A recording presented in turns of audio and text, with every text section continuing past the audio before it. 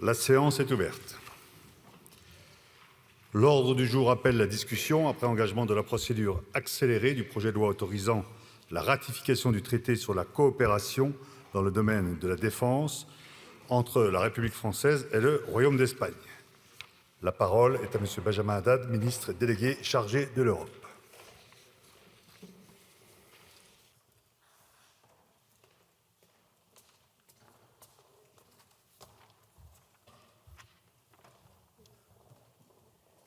Merci, monsieur. Merci, Monsieur le Président, Monsieur le rapporteur, Mesdames et Messieurs les députés. C'est avec beaucoup de joie et de fierté que je présente aujourd'hui le projet de loi visant à autoriser la ratification du traité sur la coopération dans le domaine de la défense entre la République française et le Royaume d'Espagne. Un texte entre deux pays amis qui approfondissent leur coopération sur les questions de défense, les questions stratégiques, à un moment, bien sûr, où nous avons besoin de renforcer les liens qui unissent nos pays en Europe sur les questions de défense, alors que nous avons la guerre d'agression de la Russie contre l'Ukraine à nos portes, que les États-Unis nous tournent les dos, que des questions se posent naturellement sur l'avenir de l'Alliance atlantique. C'est très à propos qu'aujourd'hui on puisse examiner ce texte. La relation franco-espagnole, vous le savez, est caractérisée par une forte et ancienne proximité qui est venue consacrer le traité d'amitié et de coopération signé à Barcelone le 19 janvier 2023 par le président de la République française et le président du gouvernement du Royaume d'Espagne, Pedro Sánchez. Notre coopération dans le domaine de la défense, elle est particulièrement dynamique, elle couvre un large spectre et est renforcée par des relations étroites entre nos forces armées et nos industries de défense. Un accord de coopération dans le domaine de la défense signé à Paris le 7 octobre 1983 régissait jusqu'alors notre relation bilatérale dans ce domaine. À l'occasion du 26e sommet franco-espagnol de Montauban, le 15 mars 2021, le président de la République et le président du gouvernement espagnol se sont accordés pour réviser le contenu de cet accord de 1983. Ils ont tous deux souligné leur volonté de maintenir une coopération étroite en matière de politique commune, de sécurité et de défense. Les négociations visant à la conclusion d'un nouvel accord ont ainsi débuté en mai 2021 et ont duré un peu plus d'1 an et demi. Pour des raisons liées à son droit interne, l'Espagne a proposé de conclure un traité entre États plutôt qu'un accord entre gouvernements. C'est dans ce cadre que s'inscrit le projet de loi qui vous est soumis aujourd'hui, visant à autoriser la ratification de ce traité, signé le 19 janvier 2023, en marge du sommet de Barcelone par le ministre Sébastien Lecornu et son homologue espagnol, María Margarita Robles Fernández. Le présent traité vise à actualiser le cadre juridique de la relation bilatérale de défense, fixé jusqu'à présent par l'accord de 1983, en prévoyant notamment des dispositions relatives au statut des forces et en intégrant des références au cadre de coopération multilatéraux de l'OTAN et de l'Union européenne. Conclure un nouvel engagement en 2023 avec l'Espagne marque une nouvelle étape de notre coopération étroite avec ce partenaire stratégique de premier plan, membre de l'Union européenne, comme vous le savez, depuis 1986. Un des objectifs principaux du traité est de conférer un statut juridique protecteur au personnel français et espagnol engagés dans des activités de coopération opérationnelle. Le traité prévoit le règlement de certaines questions essentielles au déploiement opérationnel, à l'instar des questions sanitaires, article 9, fiscales, article 12, disciplinaire, article 13, ou encore des questions liées au port et à l'utilisation d'armes, article 8. Le traité institutionnalise également de nouveaux domaines de coopération qui ne figuraient pas explicitement, qui n'étaient pas prévus dans l'accord de 1983, tels que la cyberdéfense, les menaces hybrides, le spatial, l'énergie et le changement climatique, ainsi que le rôle des femmes au sein des forces armées. Il définit en outre le cadre de gouvernance de cette coopération en institutionnalisant les consultations au niveau politique, stratégique, opérationnel et dans le domaine capacitaire. L'Espagne a d'ores et déjà ratifié le traité le 28 juin 2024. En ce sens, mesdames et messieurs les députés, autoriser la ratification du traité sur la coopération dans le domaine de la défense entre la République française et le Royaume d'Espagne permettra l'entrée en vigueur rapide d'un engagement important pour nos forces armées engagées sur plusieurs théâtres d'opération aux côtés de nos alliés européens. Je rajouterai que dans le contexte que nous sommes en train de vivre, la ratification de ce traité enverra une fois de plus un message fort de la volonté de la France d'approfondir les relations de défense avec ses partenaires. Le Premier ministre Pedro Sánchez était à Paris, vous le savez, à l'invitation du président de la République pour le sommet européen de soutien à l'Ukraine. Nous travaillons ensemble à l'élaboration de la défense européenne, de la montée en capacité de notre industrie de défense européenne autonome. Et ce traité accompagne les liens forts que nous avons renforcés avec d'autres partenaires stratégiques européens. Je pense à l'Italie avec le traité du Quirinal, l'Allemagne ces dernières années, ou encore bientôt la Pologne, acteur de défense de premier plan en Europe avec le traité de Nancy qui devrait être signé d'ici le mois d'avril. Donc nous envoyons ici, une fois de plus, un message sur l'engagement français aux côtés de ses partenaires et les liens forts et historiques qui nous unissent avec nos voisins et amis espagnols. Merci beaucoup. Merci, Monsieur le Ministre. La parole est à Monsieur Nicolas Forissier, rapporteur de la Commission des Affaires étrangères, pour une durée de 10 minutes. Monsieur le rapporteur, vous avez la parole. 10 minutes. Merci, Monsieur le Président, Monsieur le Ministre, Monsieur le Président de la Commission des Affaires étrangères, mes chers collègues. Il me revient, en tant que rapporteur de la Commission des Affaires étrangères, de présenter les conclusions de la Commission des Affaires étrangères sur le projet de loi autorisant la ratification d'un traité entre la France et l'Espagne relatif à la coopération en matière de défense, qui a été signé le 19 janvier 2023, vous l'avez rappelé, Monsieur le Ministre, à Barcelone. Conclu en même temps qu'un traité d'amitié et de coopération beaucoup plus général, celui qu'on appelle le traité de Barcelone, ce traité de défense est avant tout un signal politique fort. Confrontés à des menaces et à des défis communs, nos deux pays partagent une même ambition pour la défense européenne. Et le contenu de ce texte, je l'ai dit dans mon rapport, et vous le retrouverez facilement, est classique. Mais comme vous l'avez fait, Monsieur le Ministre, je pense qu'il faut rappeler qu'il détaille de nombreuses formes de coopération possibles, qu'elles soient stratégiques, opérationnelles, capacitaires, en incluant les enjeux les plus actuels tels que la gestion des crises sanitaires, la lutte contre les dérèglements climatiques ou encore la place des femmes dans les forces armées. Ce traité institutionnalise également des espaces de dialogue essentiels pour la relation bilatérale, tels que le Conseil franco-espagnol de défense et de sécurité, le CFEDS, qui a été créé en 2005, qui a été abandonné en 2013. Et il faudra, Monsieur le Ministre, que nous vérifions bien que ce Conseil se réunit effectivement tous les ans, comme le traité le prévoit, car ça n'avait pas toujours été le cas. Enfin, ce traité comprend plusieurs articles spécifiques au statut des forces. C'est un ajout important, puisque jusqu'ici, seul le SOFA-OTAN pouvait être mobilisé. Ainsi, le traité entre la France et l'Espagne remplit son objectif, disposer d'un cadre juridique plus complet, pérenne, 40 ans après le précédent accord bilatéral de défense. Je précise aussi que ce traité n'a aucun impact financier, et votre rapporteur a notamment vérifié, je le dis à vous, Monsieur le Ministre, que la mission de défense de l'ambassade de France en Espagne était suffisamment dotée. C'est, me semble-t-il, le cas. Revenons maintenant sur le contexte du traité. La coopération bilatérale franco-espagnole est extrêmement riche, quel que soit le domaine étudié, politique, économique, social, culturel, scientifique. Je prends deux exemples. La France est, par exemple, le premier client de l'Espagne en matière de biens et son troisième fournisseur. Autre exemple très symbolique, on compte 19 alliances françaises en Espagne. Le meilleur résumé de la qualité et de la diversité de cette relation bilatérale est, vous l'avez dit, le traité de Barcelone, que nous avons évoqué, vous comme moi, Monsieur le Ministre, comme l'ont fait avant lui d'ailleurs les traités d'Aix-la-Chapelle avec l'Allemagne en 2019 et du Quirinal avec l'Italie en 2021. Il présente en détail notre relation bilatérale avec un grand partenaire européen et prévoit de le renforcer davantage. Il est néanmoins, je le note, dommage que l'Espagne ne l'ait pas encore ratifié, mais si nous avançons, eh bien, les choses avanceront aussi chez nos partenaires et amis espagnols. Dans le domaine spécifique de la défense, la coopération est là aussi dynamique. Une mission et une opération en témoignent.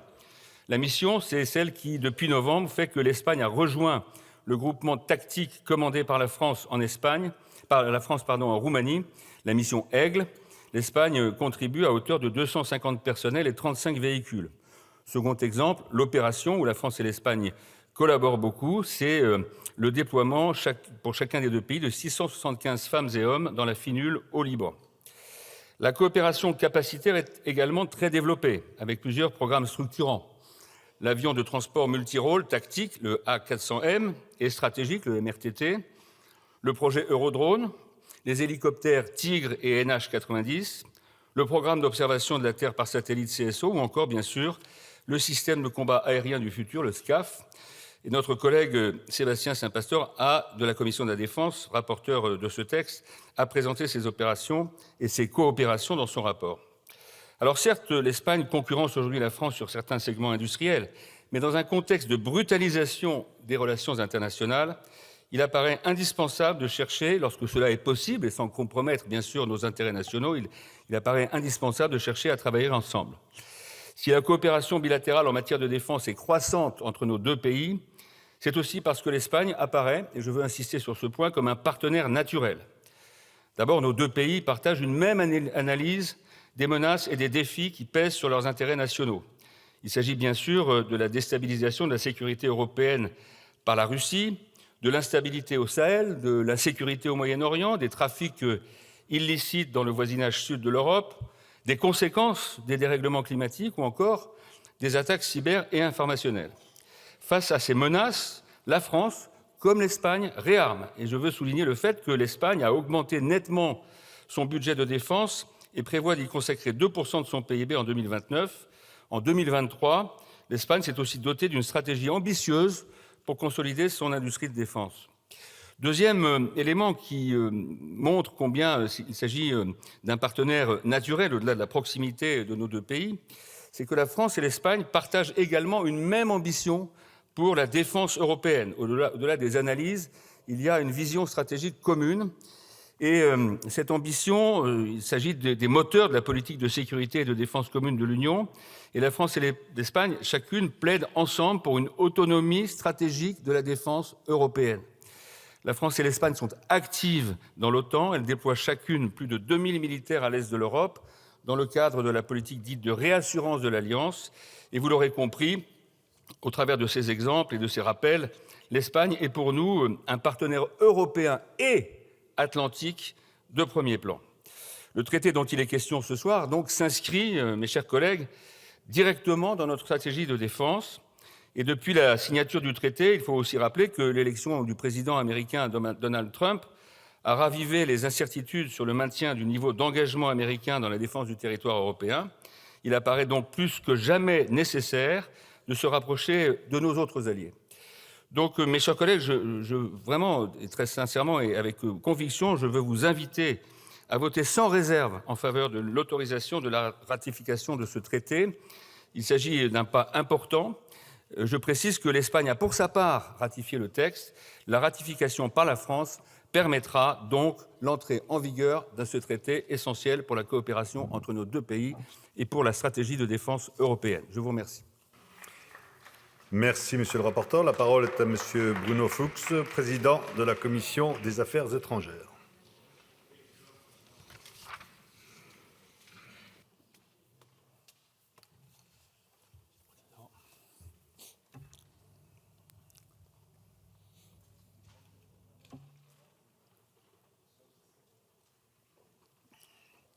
Monsieur le Président, Monsieur le Ministre, Monsieur le rapporteur, mes chers collègues, l'Espagne est membre de l'Organisation du traité de l'Atlantique Nord. L'Espagne est un de nos principaux alliés européens.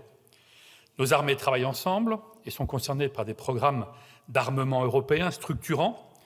Nos deux pays partagent aussi un même niveau d'ambition pour la défense européenne. La ratification de ce texte a été largement approuvée par la Commission des Affaires étrangères le 11 décembre 2024. Elle est apparue indispensable pour plusieurs raisons. Il est d'abord devenu nécessaire d'actualiser le cadre juridique de la coopération bilatérale, notamment pour protéger nos militaires à travers un accord de statut de force à l'étranger avec l'Espagne. Adopter ce projet de loi permettra donc de sécuriser le cadre de coopération entre personnel militaire et civil des deux côtés des Pyrénées, notamment en matière d'accès aux soins et de fiscalité, ou encore en cas de décès d'un soldat. Mais cette ratification se justifie aussi par des motifs stratégiques et géopolitiques. Plus que jamais, dans le contexte de la guerre en Ukraine et de ses conséquences, notamment sur le lien transatlantique et les garanties de sécurité de notre allié américain, notre pays doit renforcer ses liens et sa coopération dans de multiples domaines avec ses partenaires historiques de confiance, au premier rang desquels figure bien sûr l'Espagne.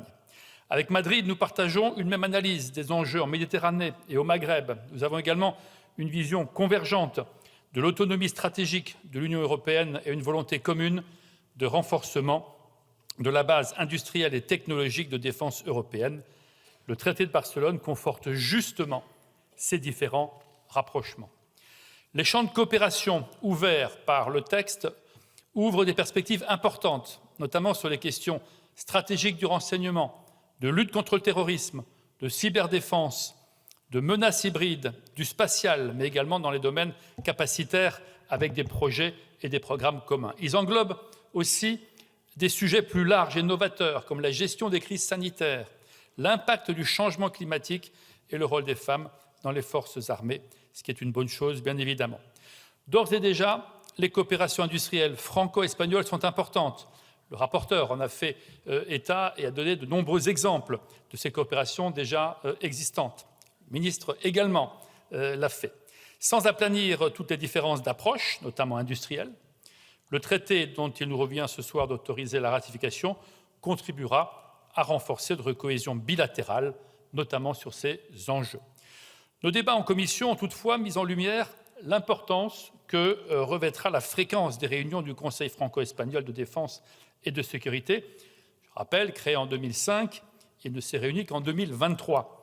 Et je ne peux que faire mienne le souhait du rapporteur que ce Conseil se réunisse régulièrement à des fins d'une grande efficacité de mise en œuvre, justement, de ce nouveau traité. Cet instrument constitue un outil essentiel de la dynamique créée par le traité de Barcelone. Il faudra donc veiller à ce que cette instance ne reste pas une coquille vide, et je renouvelle encore le souhait et les engagements que le rapporteur a tenus il y a quelques instants à cette tribune. Chers collègues, en autorisant la ratification du traité sur la coopération dans le domaine de la défense entre la République française et le Royaume d'Espagne, signé à Barcelone le 19 janvier 2023, tout le monde doit le savoir maintenant, notamment dans les tribunes, ça fait 3 ou 4 fois qu'on le dit, donc 19 janvier 2023, nous permettront aux deux pays d'avancer ensemble vers un cadre de coopération plus moderne et plus adapté aux nouvelles menaces auxquelles nous sommes collectivement exposés. Pour conclure, ce signal est donc très important. Ce signal est également attendu des deux côtés des Pyrénées, mais également à l'échelle européenne, car renforcer la coopération entre la France et l'Espagne est un bon signal, un très fort signal pour les autres partenaires européens.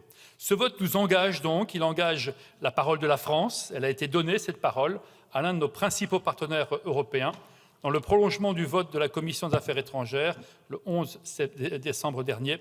Je voterai bien évidemment pour ce projet de loi. Je ne doute pas que notre Assemblée suive l'exemple de sa Commission des Affaires étrangères ce soir. Je vous remercie.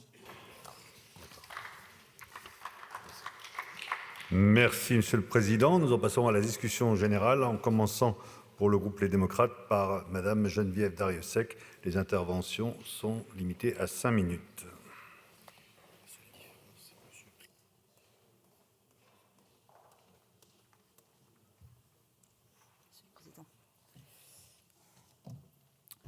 Monsieur le Président, Monsieur le Ministre, Monsieur le Président de la Commission, Monsieur le rapporteur, chers collègues, la France et l'Espagne entretiennent une amitié ancienne qui se traduit par des coopérations sur tous les plans. Monsieur le rapporteur l'a précisé, plan économique, culturel, les infrastructures et bien sûr le plan militaire que nous examinons aujourd'hui.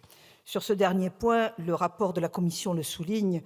En tant que pays amis et alliés historiques au sein de l'OTAN, la France et le Royaume d'Espagne disposent d'une longue tradition de coopération, jusqu'à présent formalisée par l'accord signé il y a 40 ans, le 7 octobre 1983.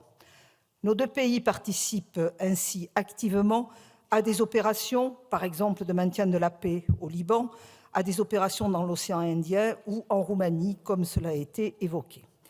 L'accord qui est soumis à notre approbation traduit une nouvelle page de cette relation bilatérale historique en adoptant ce traité signé à Barcelone le 19 janvier 2023.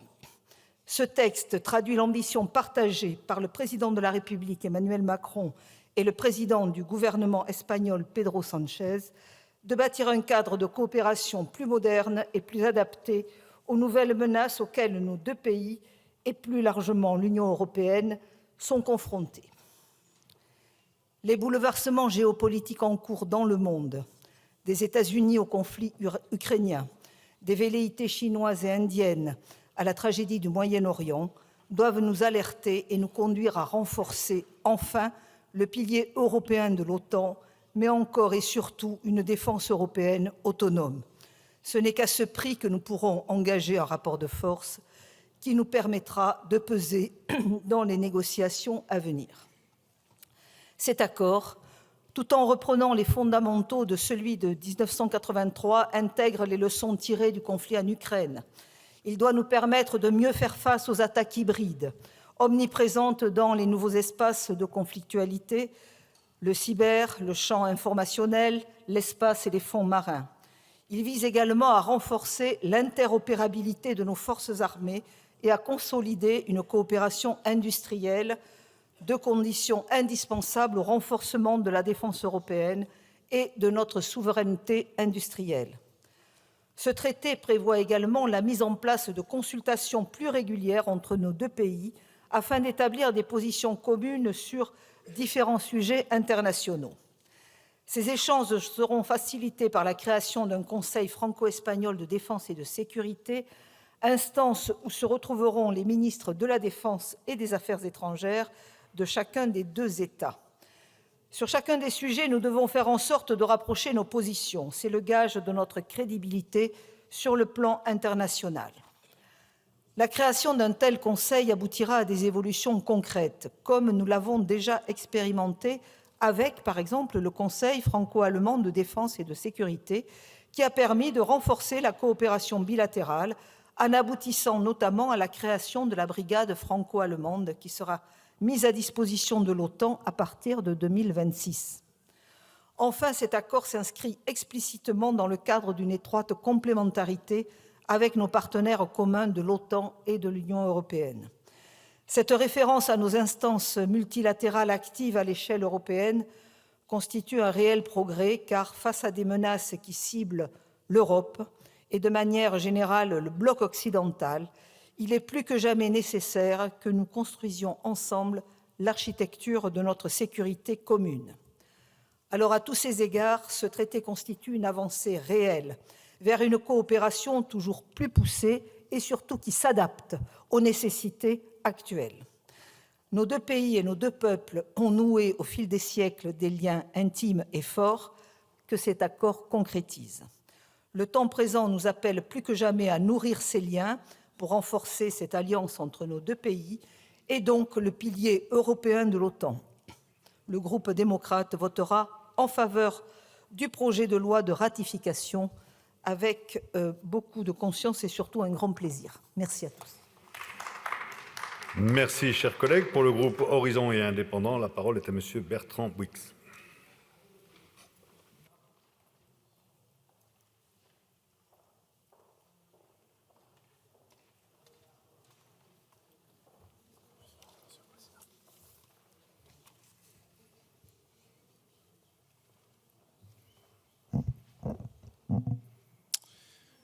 Monsieur le Président, Monsieur le Ministre, Monsieur le Président de la Commission, Monsieur le rapporteur. Le 19 janvier 2023, la France a signé avec l'Espagne à Barcelone un traité consacrant l'amitié entre nos deux peuples.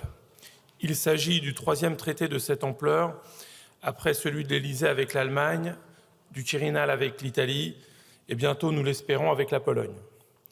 Nous sommes ainsi engagés avec nos partenaires espagnols à renforcer notre coopération sur de nombreux domaines, dont celui de la défense. La signature de ce traité a été l'occasion de renouveler notre cadre de coopération dans le domaine de la défense datant du 7 octobre 1983. Le nouveau cadre consacré par ce projet de loi permet de définir de nouvelles priorités pour notre défense commune, autant sur le volet opérationnel que capacitaire. Sur le volet opérationnel, le traité liste de nombreuses opérations possibles ainsi que leurs modalités d'application. Les échanges d'officiers de liaison et d'officiers d'échange, les visites officielles d'autorités, les entraînements et exercices communs, les échanges d'informations et de renseignements dans le domaine militaire. Sur le volet capacitaire, il renouvelle notre engagement à développer des systèmes d'armement en commun à l'image du système de combat aérien du futur. Ces derniers renforceront l'interopérabilité de nos armées, essentielle pour notre défense commune, pour notre participation aux exercices conjoints avec d'autres armées alliées et pour la défense du continent européen. Le groupe Horizon et Indépendants est également sensible à la définition d'autres domaines de coopération pour la défense au sein de ce traité, comme l'énergie, le changement climatique et le rôle des femmes au sein des forces armées. Nous accueillons tout aussi favorablement l'établissement d'instances de dialogue nouvelles, comme le Conseil franco-espagnol de défense et de sécurité et le dialogue stratégique annuel entre notre Direction générale des relations internationales et de la stratégie et son homologue espagnol. En définitive, ce traité de coopération est une nouvelle pierre à l'édifice de notre défense commune au niveau européen, et vous l'avez, Monsieur le Ministre, fort bien dit dans votre introduction. La France, comme l'Espagne, ont tous les deux soutenu l'adoption de la boussole stratégique européenne de 2022, qui a défini un cadre ambitieux de coopération pour l'ensemble des pays européens dans le domaine de la défense au lendemain de l'agression russe contre l'Ukraine. Avant d'en finir, je voudrais avoir un mot, mes chers collègues, sur l'OTAN, puisque c'est un objet majeur de ce traité. Je passerai rapidement sur le fait que les dispositions relatives au statut des forces sont ici largement fondées sur les standards en vigueur au sein de l'OTAN. Ne tombons pas, chers collègues, dans l'écueil qui reviendrait à polluer ce débat par des commentaires sur les dernières saillies de l'administration américaine. Il est question ici d'abord et avant tout de l'amitié qui nous lie avec l'Espagne, de notre participation commune à la défense européenne au-delà de la seule alliance atlantique. Mais gardons-nous aussi d'ignorer l'importance de l'inscription de notre coopération dans le cadre de l'Alliance atlantique. À ceux qui voudraient supprimer d'une traite toute référence à l'OTAN dans ce traité, c'est un ensemble de valeurs communes qui serait rayé d'un trait de plume. La France et l'Espagne partagent avec leurs alliés au sein de l'OTAN des priorités stratégiques, la paix durable en Europe, fondée sur les valeurs que partagent ces pays membres, la liberté individuelle, la démocratie et l'état de droit. Ce sont bien ces valeurs que nous consacrons dans ce texte, des valeurs inscrites dans nos traités auxquels nous devons rester fidèles malgré la tempête. Mais surtout, si demain l'Amérique devait se détourner de ses engagements pour la sécurité de notre continent, c'est une opportunité de travailler à concrétiser l'Europe de la défense. À travers ce traité bilatéral, la France, l'Espagne et à travers elle l'Europe peuvent non seulement devenir un pilier essentiel et influent de l'Alliance atlantique, mais aussi renforcer leur capacité à agir de manière autonome pour assurer leur défense. Oui, demain, grâce à ce traité et à l'ensemble des traités de coopération qui nous lient avec nos partenaires, nous pourrons construire une véritable défense européenne. C'est la raison pour laquelle le groupe Horizon et Indépendants votera en faveur de ce projet de loi. Merci. Merci, M. Bouyx. Pour le groupe Liberté Indépendants, Outre-mer et Territoires, la parole est à M. Laurent Mazory. Monsieur le Président, Monsieur le rapporteur, chers collègues, nous sommes ici ce soir pour examiner un projet de loi d'une importance capitale. L'autorisation de ratification du traité de coopération en matière de défense entre la France et l'Espagne. Ce texte, fruit d'une relation bilatérale étroite et de longue date, vient moderniser et renforcer notre partenariat stratégique dans un contexte international marqué par des tensions croissantes et des défis sécuritaires complexes. L'Europe de la défense, ou plutôt la défense de l'Europe, se construit face à des menaces qui n'ont jamais été aussi fortes, nous le savons tous, et passe d'abord par les accords bilatéraux de défense et de coopération stratégique. La France et l'Espagne partagent une histoire commune et des intérêts convergents en matière de défense et de sécurité.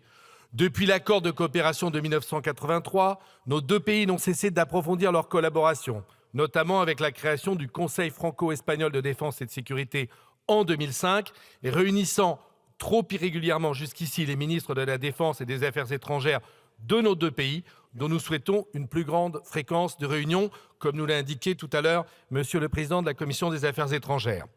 Ce nouveau traité vient actualiser ce cadre et l'adapter aux enjeux contemporains. Il ne s'agit pas seulement d'un accord de principe, mais d'un engagement fort et structurant qui couvre l'ensemble du spectre de la coopération en matière de défense, interopérabilité des forces, formation des personnels, harmonisation des doctrines militaires, partage d'expertise en matière de cyberdéfense, sécurité maritime et coopération en matière de renseignement. Autant de secteurs où la complémentarité entre nos deux nations constitue, à n'en point douter, un atout majeur. L'adoption de ce traité s'inscrit pleinement dans la dynamique de renforcement de la défense européenne. Ensemble, nous avons participé à des missions de maintien de la paix et de stabilisation à travers le monde, notamment en Afrique avec l'opération Barkhane ou la mission de formation de l'Union européenne au Mali. Bien que ces opérations soient désormais terminées, elles ont démontré la nécessité d'une coopération accrue et coordonnée entre nos forces armées. Notre collaboration se manifeste également dans des projets industriels d'envergure, à l'image du système de combat aérien du futur, SCAF, et du programme de chars de combat européen, en partenariat là également avec l'Allemagne. Par ailleurs, dans le domaine naval, nos pays sont engagés sur le projet EPC, European Patrol Corvette, une initiative essentielle pour renforcer la capacité de surveillance et de production des infrastructures critiques en Europe. Ce traité offre un cadre juridique précis permettant d'optimiser la coopération militaire et d'assurer une meilleure coordination entre nos forces armées. Le traité précise également les conditions d'accueil et de statut des personnels militaires déployés sur le territoire de chacun de nos pays, en encadrant par exemple le port de l'uniforme, des armes, l'accès aux infrastructures et y compris des questions fiscales. Il intègre donc des dispositions essentielles sur la protection des informations classifiées, garantissant ainsi la sécurité des échanges sensibles entre nos deux nations. Ce texte s'inscrit dans un contexte où les défis en matière de défense et de sécurité sont de plus en plus nombreux et critiques. Il permet non seulement d'adapter notre cadre juridique et ses évolutions, mais également de poser les bases d'une coopération plus étroite pour les années à venir. Les menaces hybrides, la nécessité d'une autonomie stratégique européenne et les tensions géopolitiques croissantes appellent des réponses coordonnées. La France et l'Espagne, en mutualisant leurs expertises et en coordonnant leurs stratégies, envoient ainsi un signal fort en faveur de la solidarité européenne et de la sécurité collective. Par ailleurs, avec l'élection de Donald Trump aux États-Unis et les propos révélateurs tenus par ses représentants au cours des dernières heures, l'engagement américain sur le continent européen est de nouveau questionné, voire clairement remis en cause, alors même que la guerre en Ukraine n'est pas terminée. Cette incertitude quant à la position des États-Unis, voire cette certitude de changement d'orientation, renforce l'urgence pour l'Europe, mais avant toute chose pour la France, de s'organiser de manière autonome et de pouvoir compter sur ses propres ressources. Il est impératif que nous puissions répondre efficacement aux enjeux sécuritaires actuels et futurs en dépendant le moins possible d'un soutien extérieur. En votant pour ce projet de loi, nous envoyons donc un message clair, celui de la solidarité entre deux nations amies, résolument tournées vers l'avenir et prêtes à relever ensemble les défis de la défense et de la sécurité internationale. Je vous invite donc, mes chers collègues, à soutenir ce texte avec conviction. Je vous remercie. Merci, chers collègues. Pour le groupe Gauche démocrate et républicaine, la parole est à Monsieur Jean-Paul Lecoq.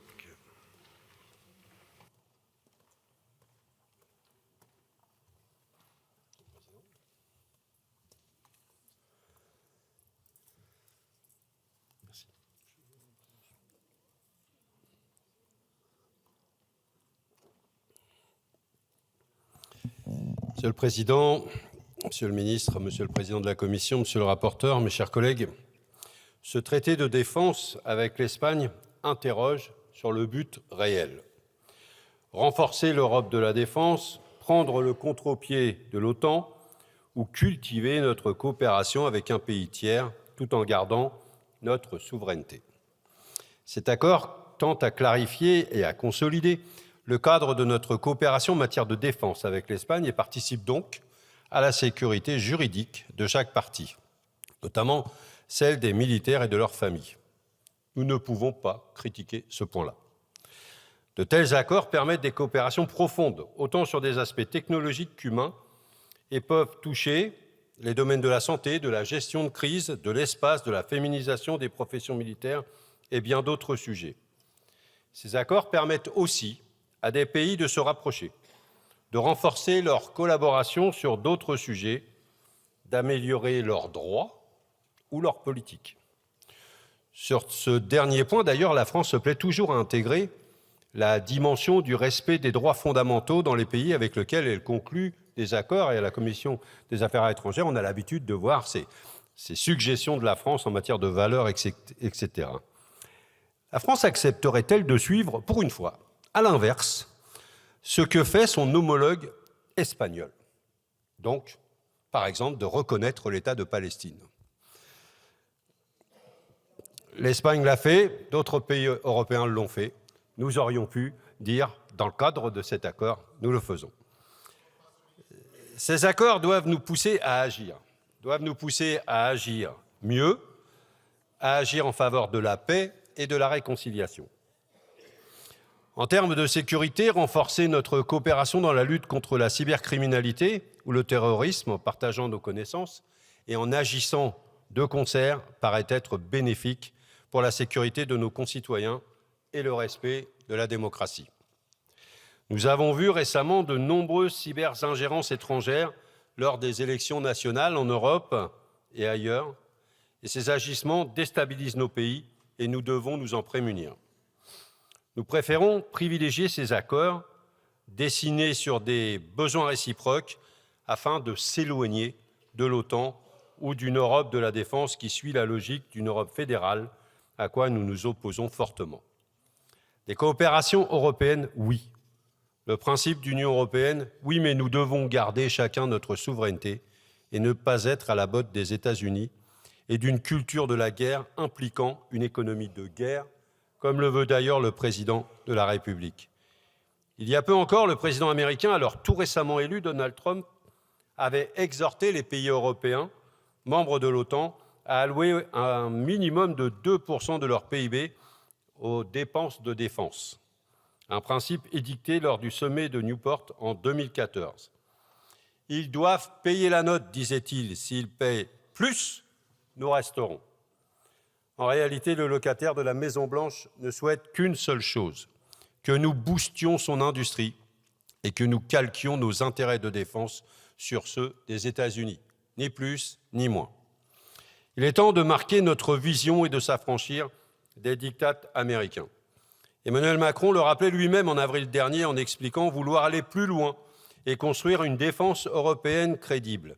Une défense européenne, à l'aide d'accords de coopération, avec pourquoi pas même nos voisins anglais, mais pas sous la coupe de l'OTAN ou de la fameuse Europe de la défense. Nous avons toujours refusé ces principes et nous continuerons. L'Union européenne n'est pas, et nous sommes contre une Europe fédérale. La mention, certes relativement brève, mais bien présente à l'initiative européenne de défense, fait écho à ce que nous rejetons. Nous recherchons la paix. Nous ne cherchons pas à préparer la guerre. Vous l'aurez compris, bien que nous soulignions les bénéfices de ce texte, le rapprochement fait avec l'OTAN, entre autres, ne nous convient pas, et donc nous nous abstiendrons sur ce texte. Merci, Monsieur Lecoq. Pour le groupe UDR, la parole est à Monsieur Mathieu Bloch.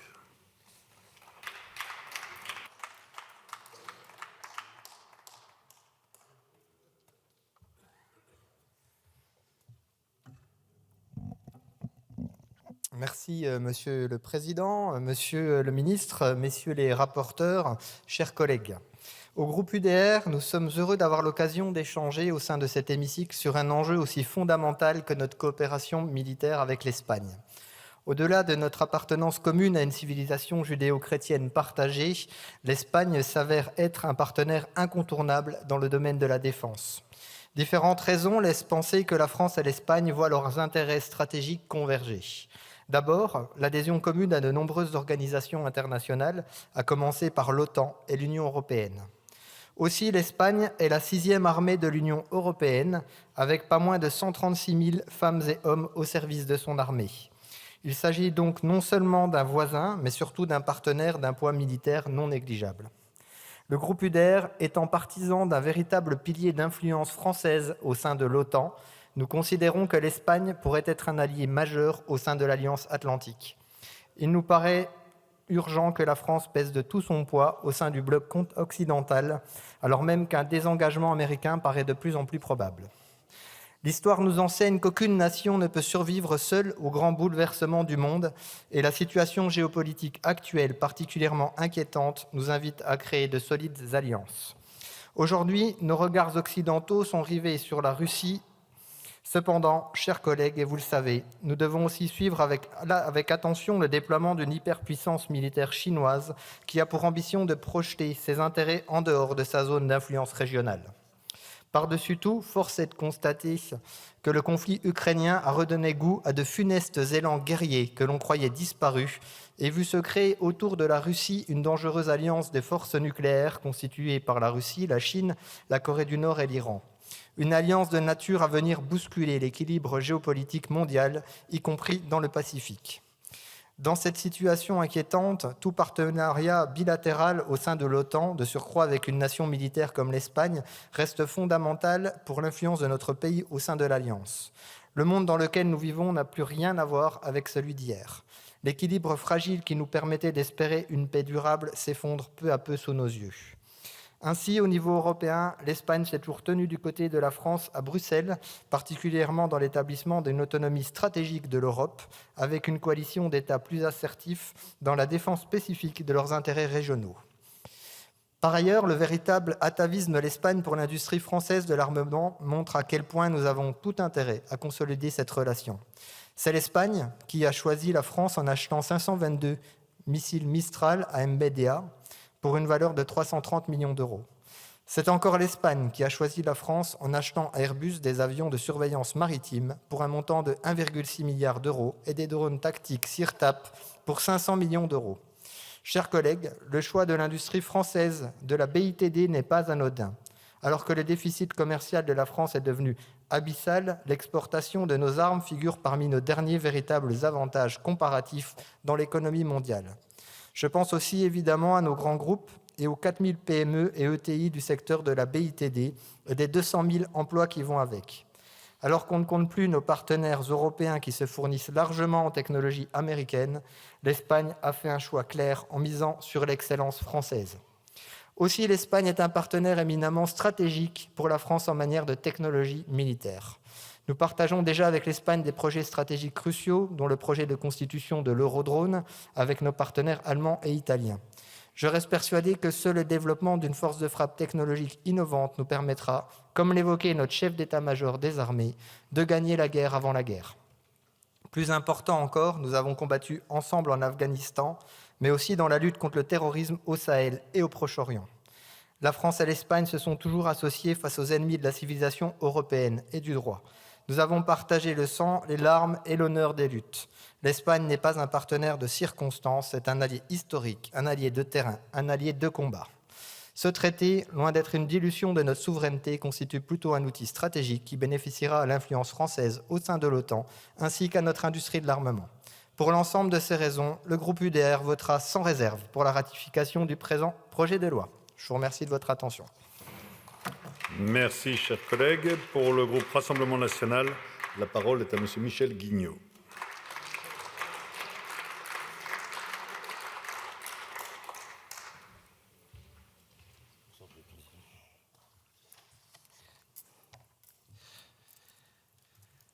Merci, Monsieur le Président.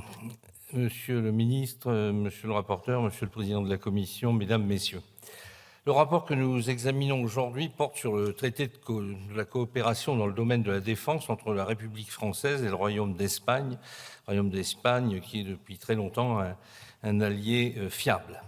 Ce nouveau traité qui vient actualiser l'accord en vigueur qui avait été signé le 7 octobre 1983 et apporte des modifications importantes pour renforcer la réponse commune aux nouvelles menaces, notamment hybrides, pour protéger les flux stratégiques, défendre notre liberté d'action dans les espaces stratégiques contestés, dans l'espace cyber et renforcer la coopération de nos forces armées. Face aux nouveaux enjeux auxquels nous faisons face, en particulier liés à l'augmentation d'une menace terroriste qui n'a cessé de croître avec l'immigration incontrôlée, qui frappe tout notre continent, la réponse se doit d'être coordonnée entre les États. L'étude d'impact précise que 225 personnes, civiles et militaires, sont concernées par les enjeux du traité, et que le formalisme du traité a été privilégié à un accord juste pour donner plus de solennité à cette actualisation. Si cette actualisation était nécessaire, il est regrettable de contester qu'un accord de défense entre deux pays européens fasse figurer en son article 3 une volonté de renforcer la défense à l'échelle de l'Union européenne et une complémentarité avec l'organisation du traité de l'Atlantique Nord. Pour reprendre les propos du député Jacobelli tenus en commission de la Défense, on peut regretter le verbiage européiste qui entoure ce traité. Pour le port et l'utilisation d'armes létales par des agents publics étrangers sur le territoire national, régi par l'article 8, il s'agit d'un sujet particulièrement délicat puisqu'il s'agit pour la France, comme pour l'Espagne d'ailleurs, de consentir à ce qu'une puissance étrangère puisse disposer d'hommes en armes sur le territoire. Mais cette concession sur des enjeux de souveraineté est malheureusement rendue nécessaire par les enjeux de sécurité liés à l'importation du terrorisme et de comportements particulièrement barbares. J'attire votre attention sur le point 1 de l'article 12 du traité, qui vient établir que les membres en mission sont exonérés pour la partie d'accueil du paiement de tout impôt lié aux biens mobiliers à usage personnel dont ils sont propriétaires et en lien avec leur présence sur le territoire national. Ainsi qu'évoqué en commission, cette exonération vaut pour le timbre fiscal, pour la carte grise d'un véhicule, aussi que pour la taxe sur la valeur ajoutée. Et je vous remercie d'ailleurs de m'avoir apporté la réponse après consultation des ministères des Affaires étrangères et des Armées. En commission, vous m'aviez indiqué que les activités prévues par le traité n'entraîneraient pas de coûts supplémentaires puisqu'elles s'inscrivent dans le cadre d'une coopération existante, et je vous remercie de cette précision. Dans le contexte économique dans lequel nous sommes, il est effectivement important de ne pas aggraver l'état des finances publiques. Compte tenu de la nécessité de l'actualisation de l'accord de 1983 et des enjeux induits, mon groupe du Rassemblement national votera en faveur de ce texte. Merci. Merci, M. Guignot. Pour le groupe Ensemble pour la République, la parole est à M. Stéphane Vojetta.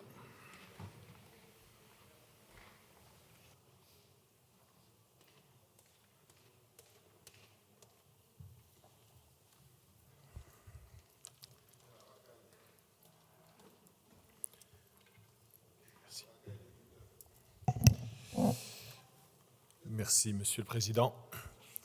Monsieur le Ministre, Messieurs les rapporteurs, Monsieur le Président de la Commission.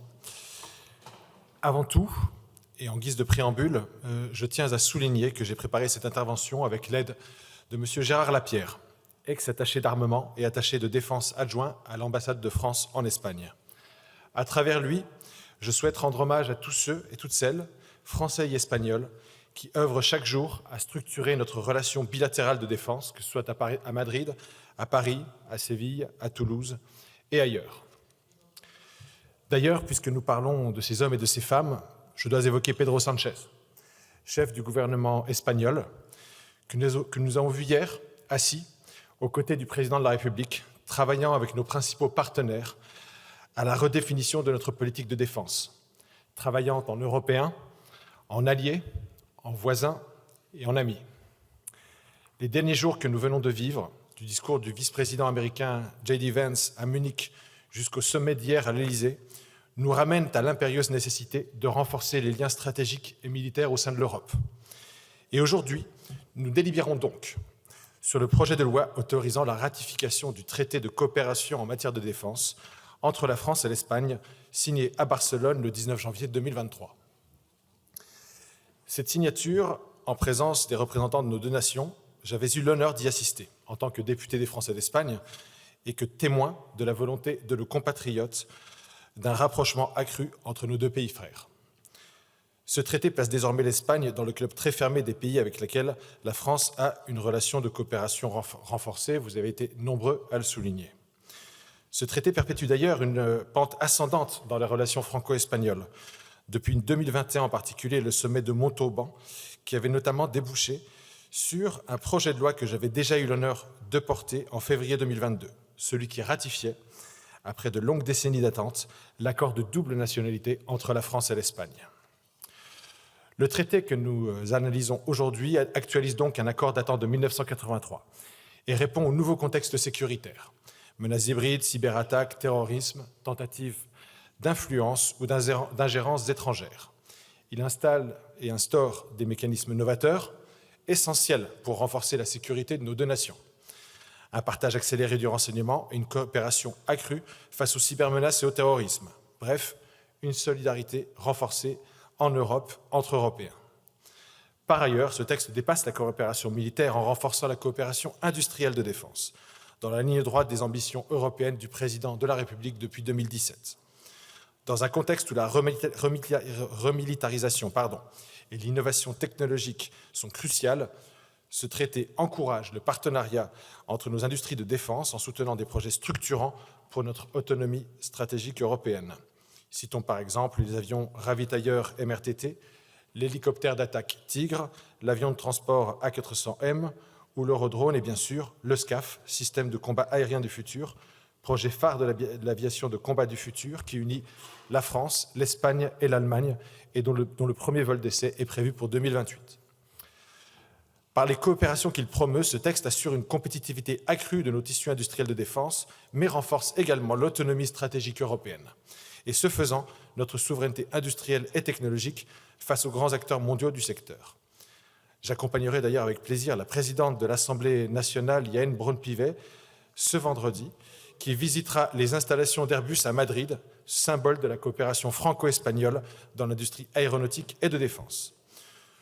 Ce projet s'inscrit donc dans un effort plus large pour une défense européenne autonome sur la durée de vie des matériels, de leur définition à leur emploi en passant par leur production et leur maintien en conditions opérationnelles. La France et l'Espagne partagent une vision commune, une Europe autonome capable de défendre ses intérêts, son intégrité et de contribuer à la sécurité du monde à travers les cadres de coopération multilatéraux que sont l'ONU, l'OTAN et l'Union européenne. Ce texte propose également des mesures pour une coopération fluide entre nos forces armées, harmonisant des aspects comme la fiscalité, la gestion des urgences ou encore les décès en mission.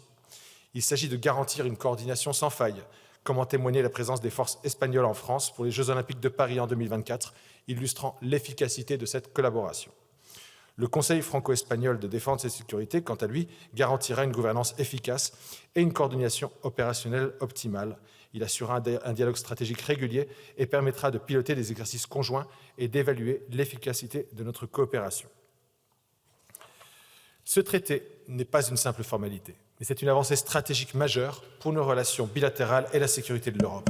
Il est une promesse, celle de renforcer la sécurité, la coopération et l'amitié entre nos deux nations. En ratifiant ce texte, nous engageons un avenir de progrès et le groupe EPR votera donc avec enthousiasme ce texte qui ratifie ce traité. Je vous remercie. Merci, chers collègues. Monsieur Bastien Lachaud a la parole pour le groupe La France Insoumise, Nouveau Front Populaire.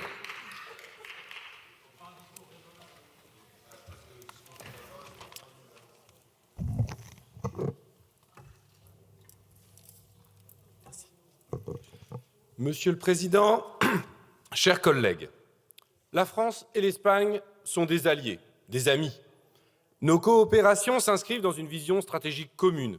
Nous avons des intérêts convergents sur le flanc sud de l'Europe, notamment l'espace méditerranéen, et l'Espagne est l'un des pays avec lesquels nous entretenons le plus vaste réseau d'officiers de liaison et d'échange. Les coopérations opérationnelles sont nombreuses aussi entre nos deux pays. Ainsi, dans le domaine naval, l'Espagne a été le premier pays à accueillir dans l'un de ses ports l'un de nos sous-marins nucléaires d'attaque. Nous nous félicitons de ces collaborations qui fonctionnent. Cet accord de défense vient réactualiser celui de 1983 et sur plusieurs aspects va venir faciliter la coopération militaire entre nos deux pays. En revanche, nous ne pouvons que nous inquiéter du cadre dans lequel il s'inscrit. Dans son article 3, cet accord se donne comme objectif de, je cite, « renforcer l'Union européenne en matière de défense en étroite complémentarité avec l'OTAN ». Il cherche donc à développer l'Europe de la défense. C'est une erreur et une stratégie diplomatique néfaste. En effet, depuis le début de la guerre en Ukraine, l'Union européenne s'arroge petit à petit la compétence défense, contre tout principe démocratique et contre la souveraineté populaire. Jamais les peuples européens n'ont donné leur accord pour que l'Union européenne traite de ces questions. Le respect des traités aurait dû aussi l'interdire. Donc, hors de tout cadre légal, l'Union européenne poursuit une marche en avant illégitime sur les questions de défense. Mais l'objectif est clair, se vassaliser encore plus aux États-Unis, puisque dans les traités, il est notifié que la défense européenne se fait uniquement dans le cadre de l'OTAN. La conséquence de cette Europe de la défense est d'empêcher définitivement toute politique d'indépendance et de non-alignement. Cette obsession atlantiste a poussé plusieurs acteurs européens à anticiper les demandes de la nouvelle administration Trump pour s'assurer de sa bienveillance. Ainsi, Christine Lagarde, présidente de la BCE, appelait à augmenter les dépenses de défense des pays européens en échange d'un non-rehaussement des barrières douanières de la part des États-Unis sur les produits européens, ce qui satisferait pleinement l'Allemagne qui continuerait à vendre ses voitures. De même, sur les discussions dans le règlement EDIP et contre l'avis initial de la France, il est prévu de pouvoir acheter jusqu'à 35% de matériel extra-européen, comprendre états-unien. Sous couvert d'un fonds d'achat de matériel de défense, ce règlement ne servira qu'à financer massivement, avec l'argent des pays européens, l'industrie de guerre états-unienne qui est la clé de voûte de sa domination mondiale. Mark Rutte, le secrétaire général de l'OTAN, a lui d'ores et déjà admis qu'il fallait que les pays européens augmentent le niveau de dépenses pour la défense au-delà des 2% du PIB pour se rapprocher des 5% exigés par le président Trump.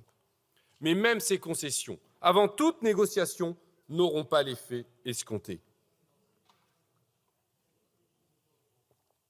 Parce que le monde a changé. Parce que la nouvelle administration Trump agit avec autoritarisme pour conserver son rôle de première puissance mondiale. L'actualité récente de ces derniers jours le montre bien. Nous devons constater que les enjeux géopolitiques qui se jouent devant nos yeux nous ont fait changer de monde en moins d'une semaine. Donald Trump a humilié l'ensemble des pays européens. Il compte mettre fin à la guerre en Ukraine sans même inclure les Ukrainiens et encore moins les pays européens. Avant toute négociation, il donne aux Russes les garanties de sécurité qu'ils demandent. Le vice-président états-unien est venu ce week-end, en Allemagne, donner une leçon aux dirigeants européens. Tout cela s'est conclu par les larmes du président de la conférence de Munich, qui a terminé et qui a conclu « Nos valeurs communes ne sont peut-être plus si communes que ça ». Voilà ce qui se passe en ce moment même dans le monde. Les États-Unis défendent plus que jamais leurs intérêts et l'OTAN nous y soumet. Le non-alignement diplomatique que nous promouvons de longue date apparaît maintenant comme la seule solution. Même le ministre de la Défense, Sébastien Lecornu, a fini par s'y ranger en Indonésie, du moins en apparence. La France doit défendre une diplomatie non alignée, avec des alliés fiables hors de l'OTAN. Seule une telle approche peut nous permettre de sortir de la logique guerrière des blocs et trouver un chemin pour construire la paix, l'enjeu de notre temps face à la course à la guerre. Je vous remercie. Merci, Monsieur Lachaud. Pour le groupe socialiste et apparenté, la parole est à Monsieur Sébastien Saint-Pasteur.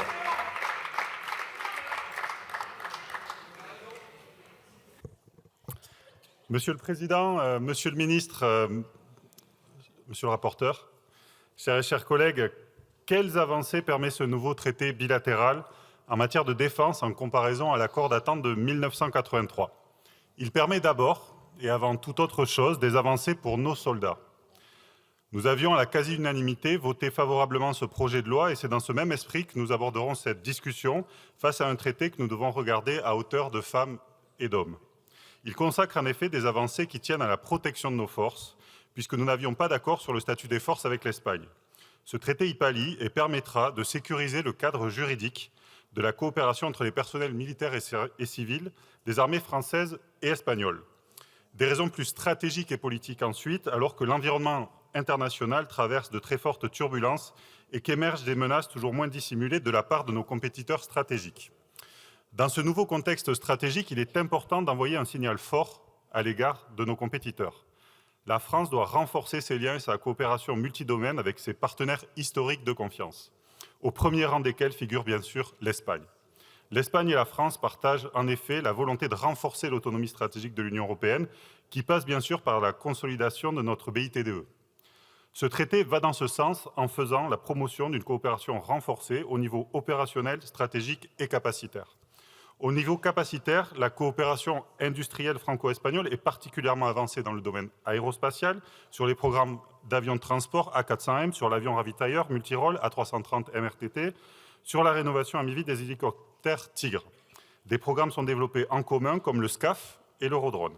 Ces programmes font l'objet de discussions particulièrement intenses et devront franchir très prochainement des jalons importants. Le développement de ces programmes est fondamental, à la condition qu'ils respectent, bien entendu, nos intérêts dans le cadre d'un partenariat exigeant et profitable à chacun.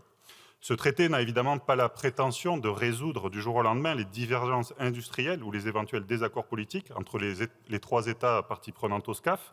Il ne décidera pas de l'entrée au nom du SCAF dans la phase 2 du projet, mais il pourrait modestement renforcer la cohésion du couple franco-espagnol dans la phase de négociation préalable à l'ouverture de la phase 2 du SCAF. Une cohésion ancienne, et je ne résiste pas à rappeler toujours que la Nueve, la 9e compagnie rattachée à la 2e division blindée de Leclerc, était la première à rentrer à Paris lors de la Libération. Et si nous cédons à la tentation de prendre un peu de hauteur, il s'agit aussi d'une pièce du puzzle européen que nous avons à constituer à l'aune de la nouvelle donne internationale qui se présente à nous. Ces partenariats sont en effet des bases solides pour une coopération européenne renforcée et nécessaire. Avec mes collègues socialistes, nous serons au rendez-vous de ce sursaut européen auquel nous devons prendre part. Conscients des motivations russes et de leur constance, lucides face au revirement américain et porteurs d'une nouvelle impulsion européenne. Certaines mesures sont à portée de main et doivent être posées sur la table. La déduction des investissements de dissuasion du déficit public du calcul, qui serait une reconnaissance du rôle particulier de la France en tant que dépositaire de la force de dissuasion. La déduction des investissements de défense, supérieurs à 2% du PIB du déficit public pendant plusieurs années. La mise en œuvre d'un mécanisme de compensation sociale et fiscale entre États de 20% sur les équipements de défense produits en Europe à destination d'autres États européens. Autant de mesures qui doivent être étudiées afin de libérer l'effort que nous avons à consentir et de recentrer l'Europe sur elle-même. Car n'oublions pas que M. Donald Trump a prêté serment il y a moins d'1 mois et que son mandat va durer 4 ans. Il est plus que temps, quand le danger est présent, de nous fortifier contre lui et je crois que ce traité en est une première étape. Je vous remercie. Merci, chers collègues. Avant de donner la parole à Madame Valérie Bazin-Malgras pour le groupe de la droite républicaine, je vous informe que sur le vote de l'article unique du projet de loi, je suis saisi par le groupe Ensemble pour la République, le groupe La France Insoumise Nouveau Front Populaire et le groupe Liberté Indépendants Outre-mer et Territoires d'une demande de scrutin public. Le scrutin est annoncé dans l'enceinte de l'Assemblée nationale. Madame Bazin-Malgras, vous avez la parole. Monsieur le Président, Monsieur le Ministre, Monsieur le Président de la Commission, Monsieur le rapporteur, mes chers collègues, nous sommes réunis ce soir pour ratifier l'accord entre la France et l'Espagne relatif au renforcement et à l'actualisation de notre coopération en matière de défense et de sécurité. Nos 2 pays entretiennent des relations bilatérales particulièrement denses, et cela de longue date, puisque l'on peut remonter au traité des Pyrénées, signé en 1659 par Louis XIV et Philippe IV. Nous sommes partenaires européens, membres de l'OTAN. Je ne suis pas certaine que cette levée de la procédure simplifiée ait été particulièrement nécessaire, bien au contraire. Comme cela a été rappelé par notre rapporteur Nicolas Forissier lors de l'examen en commission, cet accord constitue l'exemple parfait d'une coopération qui fonctionne. L'Espagne est un allié européen et atlantique de premier plan pour la France, partageant nos valeurs et ambitions en matière de défense. Ce traité consolidera une relation bilatérale déjà forte, marquée par la confiance et la proximité. De plus, l'Espagne a fait savoir à la France, il y a déjà bientôt 1 an, que le processus de ratification du traité était achevé de leur côté. Il pourra donc entrer en vigueur dès que ce vote sera effectué. L'accord encore en vigueur à l'heure actuelle date d'il y a plus de 40 ans et est devenu obsolète puisqu'il ne prend pas en compte bon nombre de problématiques contemporaines. Ratifier ce traité, c'est offrir un cadre juridique plus complet, institutionnaliser des mécanismes de consultation et de dialogue, favoriser une coopération plus étroite et coordonnée. C'est aussi établir un statut des forces inexistant dans le précédent et par là même protéger nos militaires déployés sur le territoire de l'autre pays. Aussi, il est impératif de prendre en compte les diverses mutations subies par la scène internationale depuis les années 1980, terrorisme, menaces hybrides et cyber, changement climatique ou féminisation des armées qui se sont largement développées. Cette modernisation du traité est donc nécessaire vis-à-vis de ces processus. En outre, ratifier ce traité, c'est faire un pas de plus vers l'autonomie stratégique de la défense européenne pour appuyer plus efficacement l'OTAN. et ce, essentiellement en favorisant le développement de projets industriels communs et la consolidation de la base industrielle de technologie de défense européenne. Notre rapport l'a rappelé en commission, l'étude d'impact conclut que les activités prévues par le traité n'entraîneront pas de coûts supplémentaires. Enfin, je précise que les articles relatifs au port d'armes et à la fiscalité s'inscrivent dans le droit fil des stipulations de la Convention sur le statut des forces de l'OTAN et que l'accord que nous examinons aujourd'hui s'inspire très largement des clauses classiques figurant dans les accords de coopération en matière de défense et de sécurité et régissant le statut des forces signé par la France. Il doit permettre justement d'organiser cette coopération et contribuer à l'accroître. Je réaffirme donc sa nécessité stratégique et son rôle dans le renforcement de l'autonomie européenne. L'actualité, consternante il faut bien le dire, nous rappelle pourtant à chaque instant son importance. Pour toutes ces raisons, le groupe de la droite républicaine votera en faveur de la ratification de cet accord, qui est un investissement pour la sécurité et la prospérité de nos deux pays, faisant avancer notre défense, tout en consolidant nos liens historiques avec le Royaume d'Espagne. Je vous remercie. Merci Madame Bazin-Malgras. Pour le groupe écologiste et social, la parole est à Monsieur Jean-Louis Rouméga.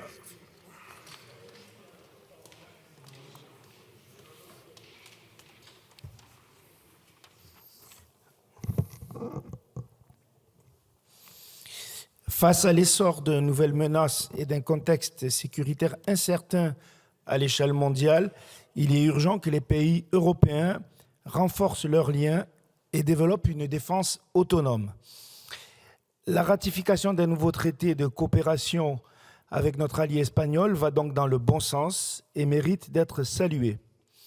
Avec 623 km de longueur, la France partage avec l'Espagne sa frontière la plus longue. Notre coopération en matière industrielle est intense, comme dans les domaines spatial et militaire. L'espagnol est aussi la deuxième langue la plus enseignée en France, tandis que le français jouit de la même position dans le système scolaire espagnol. Par ailleurs, l'Espagne est déjà un partenaire essentiel avec lequel la France partage une vision commune en matière de défense. Elles sont toutes deux engagées dans différents projets, notamment le SCAF, qui permet de renouveler les avions de combat. Le traité dont on examine la ratification aujourd'hui vient donc actualiser l'accord de 1983. Il facilite le dialogue entre nos deux pays, notamment grâce à la création de plusieurs instances, et il intègre les références au cadre de coopération multilatéraux de l'OTAN et de l'Union européenne. Il a donc un double intérêt. Il nous permet non seulement de renforcer les relations franco-espagnoles, refroidies ces dernières années par les désaccords autour du projet gazier MidCat, mais il nous permet aussi de renforcer la coopération européenne à un moment de forte turbulence. C'est essentiel à l'heure où l'Europe est prise en étau entre l'appétit territorial russe et les menaces répétées de Donald Trump de lâcher l'OTAN. C'est la meilleure réponse aux attaques de Trump. Ce qu'il veut, c'est diviser les Européens en misant sur des relations personnelles et directes avec les exécutifs des différents pays européens. Pour nos pays, le multilatéralisme et l'union sont les clés et cet accord vient les renforcer. L'Union européenne donc doit plus que jamais consolider ses liens et diversifier ses stratégies pour être autonome. Longtemps construite principalement sur la relation franco-allemande, l'Union européenne gagnera à multiplier les axes de coopération entre pays frontaliers et à s'ouvrir davantage à la Méditerranée. Nous voterons donc pour la ratification de ce traité. Merci. La discussion générale est close. J'appelle maintenant dans le texte de la Commission l'article unique du projet de loi que je vais mettre aux voix. Je vous prie de bien vouloir regagner vos places. Le scrutin est ouvert. Le scrutin est clos. Voici le résultat du scrutin. Votant 102, exprimé 95, majorité 48, pour 95, contre 0. L'Assemblée nationale a adopté. Prochaine séance demain à 14 h. Questions au gouvernement, puis à 17 h 30. Discussion et vote sur la motion de censure déposée en application de l'article 49, alinéa 2 de la Constitution. La séance est levée.